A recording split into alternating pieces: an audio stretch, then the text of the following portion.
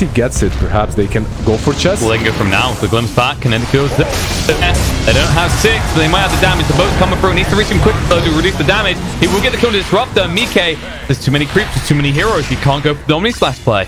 And that's because he didn't wait for the 6. I told him. You did, Code.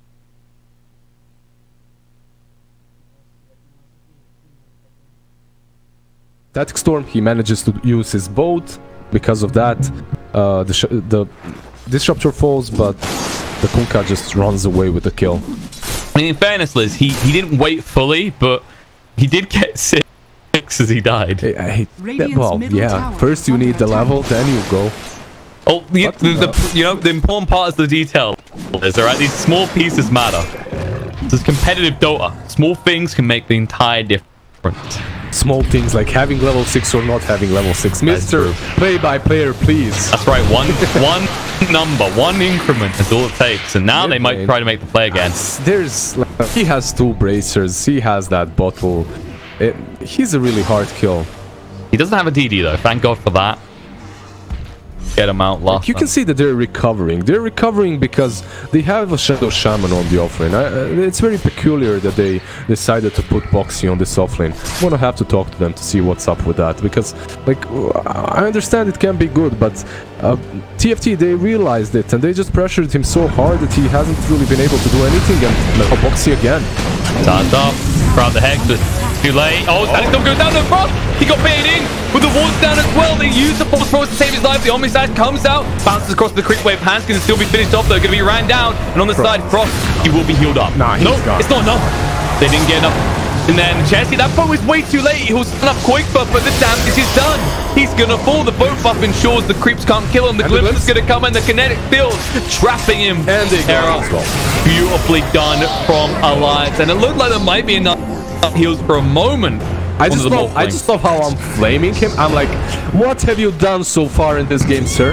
Well, how have you contributed to your team's performance whatsoever? And then they try to go on that Shadow Shaman, but I have to say, the reason that fight went the way it did is because Insania was there on time to use his Static Storm, and Morphling wasn't phase shifting. He wasn't going into strength. He wasn't morphing strength. Because of that, he couldn't any longer as he was silenced. Shadow Shaman managed to drop his wards, and they managed to kill him even with False Promise on him. So overall, a really good performance by Alliance, realizing that the Shadow Shaman is going to be gone on, and they react accordingly.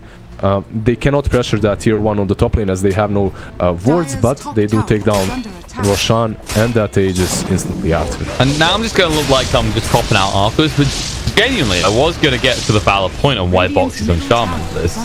And it's because last game, the way they're playing him, right? He's just running in, he just wants to die. The beautiful thing about Shaman, as we literally just saw there, he runs in, he dies, but someone's going to go with him.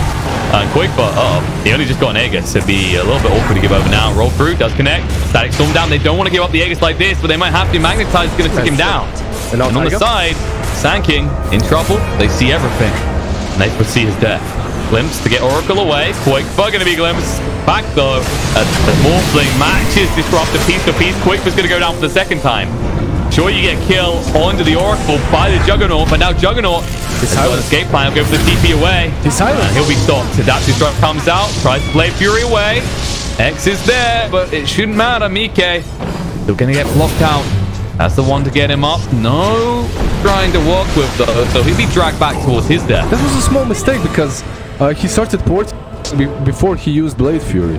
I mean, I understand that he was silenced, but he had time to work with. He could have waited 1 second, popped the drums phases, got onto the high ground, spin and port out, but he didn't. And Era on the bottom lane, he baited the board. That's what he did. In. Oh no, he's gonna move just in time. If you have +1 hero, that's 100% a kill. If only. And now roll in. Someone else has to pay the price for the mistake. And it's going to be Disruptor. That should be the tower too. Let's see. It's on 50% HP. They have 1 creep to work with, as Taiga is taking aggro on the rest of them on the top lane. And he's going to defend that tier 1 that way, it seems. Yeah. So guys, I blew my ult, but at least they got a creep wave. At least he defended the tower that way, which is pretty alright. It's good.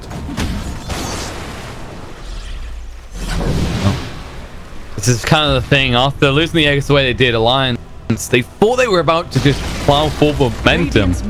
But you got to give credit where credit is due. TFT, they slowed them down so effectively in the last 2-3 minutes. Most certainly, that creep that was dominated with the Iron Shell took down TA so fast, her refraction charges, and then Earth Spirit rotating in at the right time to finish her off so that she cannot respawn. I mean, so that she has to respawn with that Aegis used, right?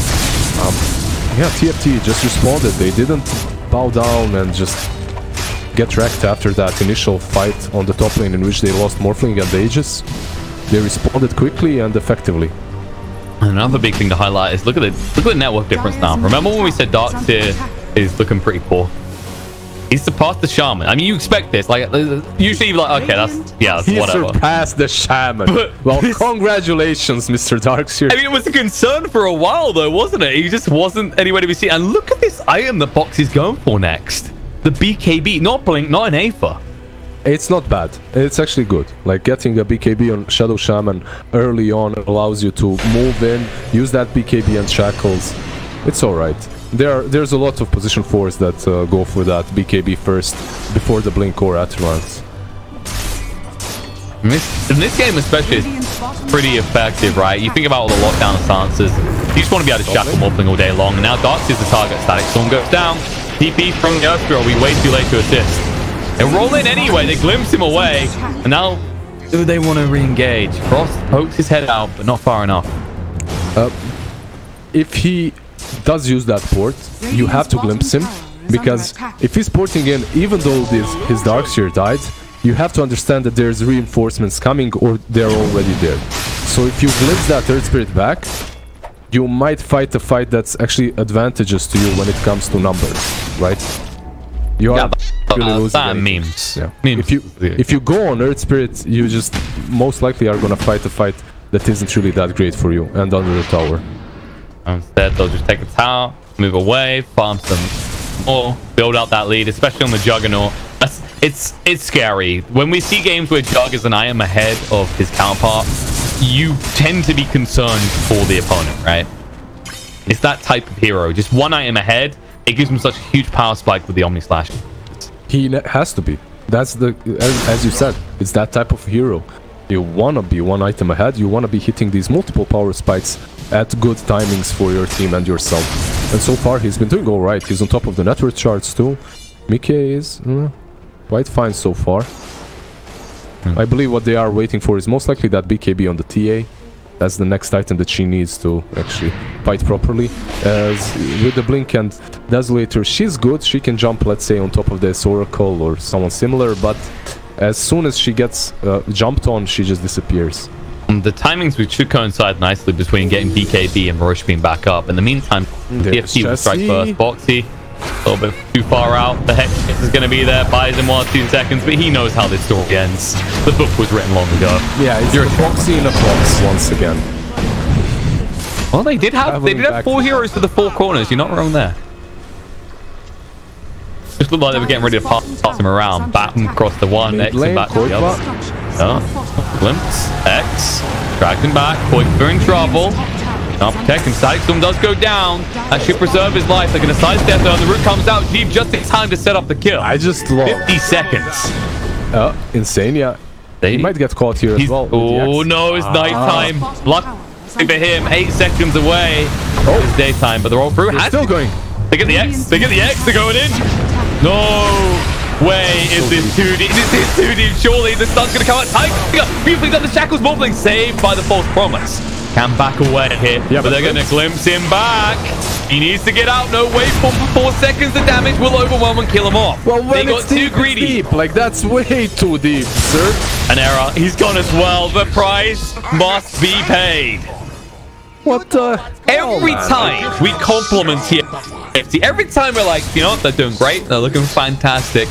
That's too much. It's like they hear us and they go, oh, thank you, we can do more, watch this. And immediately they get punished. I mean, of course you're gonna get punished. They just went under a tier 3, not chasing for a core, but chasing for a disruptor, who already used all of his spells on that mid lane. And I just have to commend both of these teams about the way they played around that pick-off on TA. First and foremost, Disruptor, Insania, he gave it his best to try and save the TA. Glimpse the Kunkka, then use the Static Storm so there's no instant follow-up from the heroes that are porting in, Earth Spirit and Morph.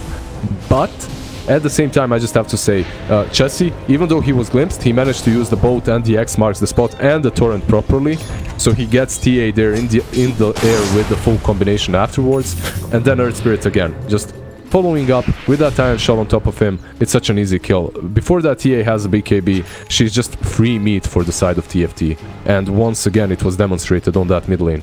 What happens afterwards is just some brain fart by TFT, I don't know. They just went full YOLO and they paid the price for it. I don't get it. It's just way too much for a disruptor kill. Even if they do get him, it's not worth it. But I guess everyone likes killing Insania. I don't know. Yeah, he's got such a beautiful smile that you can't compete with. He does. The best thing to do is make sure he can't smile anymore. Yeah, he's too cute. DLC does horrible things to people, Tiger. That's up, that's reveal. Uh-oh. Can he time it right? No, he can't. No chance to blink away. He's dead. They even bat back a corpse. He's talking about being a dead horse. Yeah, he was laying down on the ground and then Earth Spirit kicks him one more time, you know? Just in case. No, not even... He knows he's dead, but kicks him anyway, you know? Someone called Peta. This has gone too far.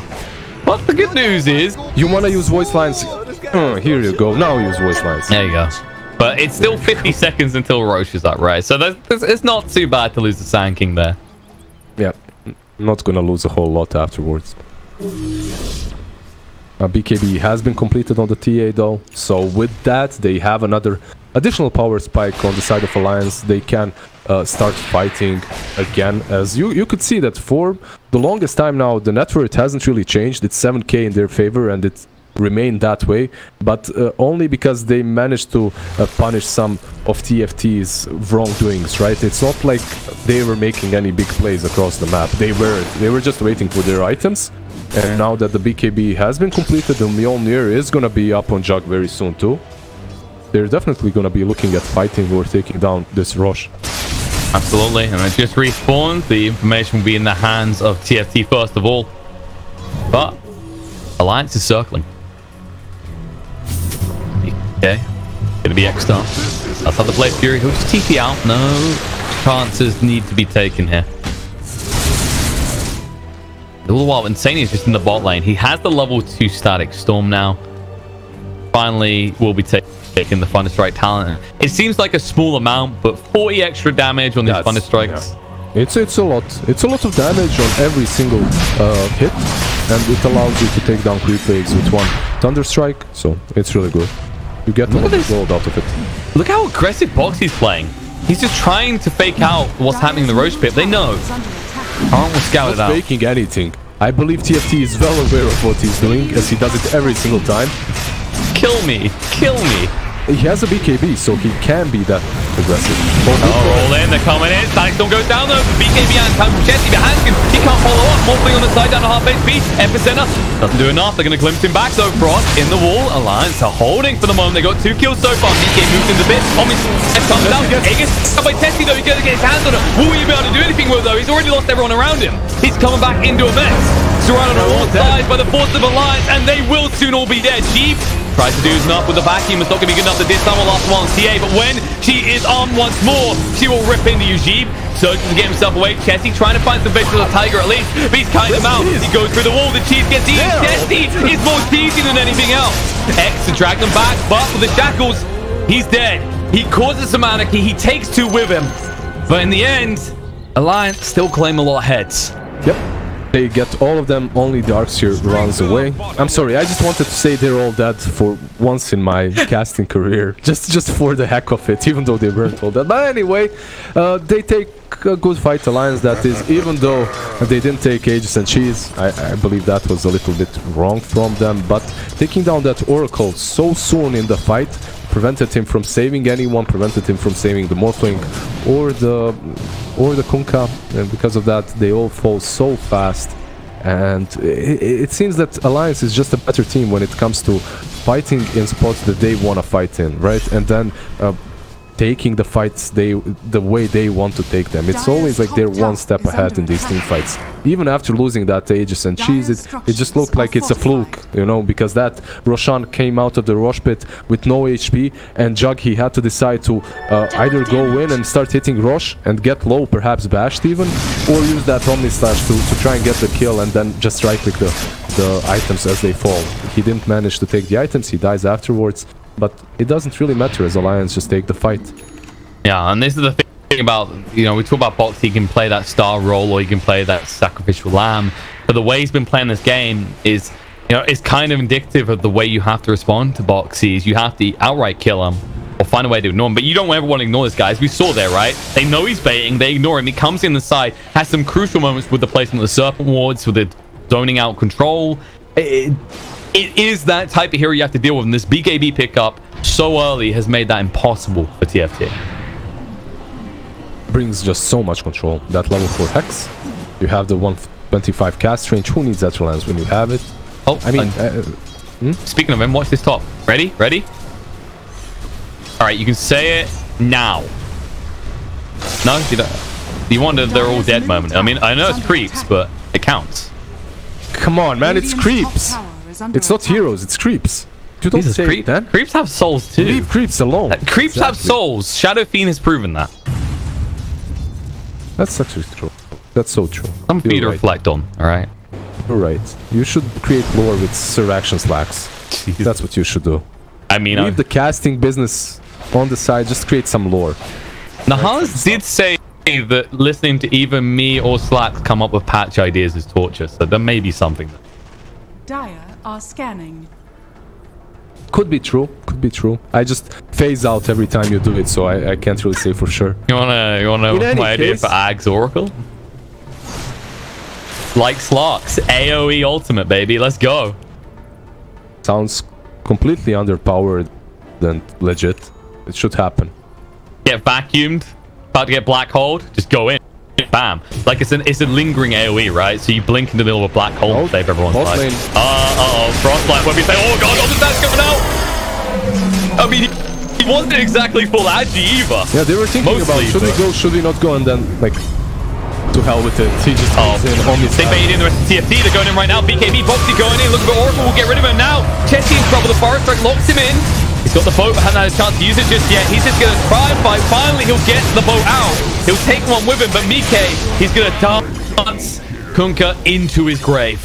Double kill for Boxy, double kill for Jug, and that's just the story of this game so far. These two players have done an outstanding job on carrying this Alliance team on their backs, in this particular game at least. And now, with that Basher, with the Mjolnir, with the Desolator from TA, they just are going to make quick work out of this tier 3, perhaps even the Raxes. Seems like they're going to go back and be a little bit too disciplined the way they like to be, but overall, considering they used all their big spells, I can't really blame them. Taking down shrines is just as important at this part of the game. And you the Kunkka buyback, which is pretty hefty. Like, if you come back into the base again, you know, if this boat isn't there, then actually how did TFT defend themselves? Bottom shrine has fallen. Looks like Boxy... What do you think he goes for next here, right? Because you got the BKB, you got the Blink. Do you double back for the Aether Lens now? Oh no, he's going He's queuing up Yules, yeah, he's queuing up Yules. Another way of dealing with the silence, another day of dealing with Kunkka if he goes in with X marks the spot. So you can prevent him from out-pushing and delaying your push all the time. Yeah, it's not a bad pickup. Looks like Kunkka wants to go here. He's going to blink aggressively. Mike is waiting nearby. No Omni Slash. Mike just wants the bounty, that's it. Roll in. Does connect. They're going to bat him back. He's going to go for some as well. TP away. Good luck ever killing a Juggernaut. Actually, he done more damage to Earth Spirit in that engagement. I expected him to do the ballsy move, spin, go for the bounty, and then TP out, but yeah, he just does the safer one, goes back. So far, Frost hasn't really impressed me with this morphing, I have to admit. In the last game in which they played versus Alliance, the first game of the day, he just got caught off guard so many times. In this game as well, they're finding ways of killing him. Some very easy ways as well. I just don't feel his impact in the game that much. Well, you might feel for him. 1-4-10. Yeah, it's looking a bit rough. He's not exactly feeling rich. He's the poorest of all the cores on TFT. And it should be pointed out that things will continue to ramp up. They will get worse because Mike's already level 22. Level 23. Oh, stop. Vacuum 1 and 2. We'll go this down. Guarding Greaves. Gonna heal them up. Look to fight. But then Dominstack coming out doing a lot of work. Disrupt the wall fall, but the damage is already being done. Morphling is down. Darkseer's gone. The boat through won't be good enough because the BKBs are activated. 10% has zones them away. They might look to re-engage. It looks like the initiation. Darkseer goes in with the vacuum in Centaur Stomp with the ball. It looked good, but they just don't have the damage necessary to take down this Jugger fast enough. And if they don't, he just turns with the Omni Slash, with the TA air, hitting with the Dazzle, hitting with the Orchid. They just all disappear. It should be pointed out. They just saw him. They just saw him. Arrow doesn't have a TP to get back into his base, so they're just going to go. X is down. Chesty doing a lot of damage. They're going to kill him. Gonna be close. Aim shot, and he's gone. She's gone. The only good news right now is Boxy doesn't have the mana to drop the big, scary level 3 wards. He will soon, though. Do you need the wards, though? Yeah, for the next lane. Go for it. For the next lane, but there's 90 seconds without the Kunkka. It's true. You could just finish this game right now. You could finish it, exactly. Morphling is up with buyback very soon, but there's not a whole lot he can do on his own. It's all about Alliance, and do they really want to go for that top lane? Perhaps they're worried Kunkka has buyback. Well, they know he doesn't, right? Because he used it previously. Exactly. Okay, alright. And the wards are there. Here we go. Boxy waiting for Nikkei to take the aggro.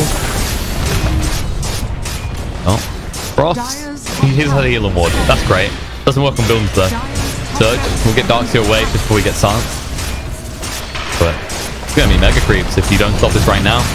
BK barely feels it. BKB on a box. He chasing him right now. Pyro's right through. Static Storm as well. Frost stuck alongside Jeep. And now he's running through. Morphin's going to go down. And it looks like it might be over. That false promise is not going to achieve anything. When your false promise goes Darkseer, the game's already over. GG comes out. Alliance dominate Group A with a 2-0 victory over Hippomaniacs. Another one over TF. That means there's everything to play for in the final best of 2 between Hippomaniacs and TFT. Yep. Pretty solid performance by Alliance so far. Like in both of these series, they just proved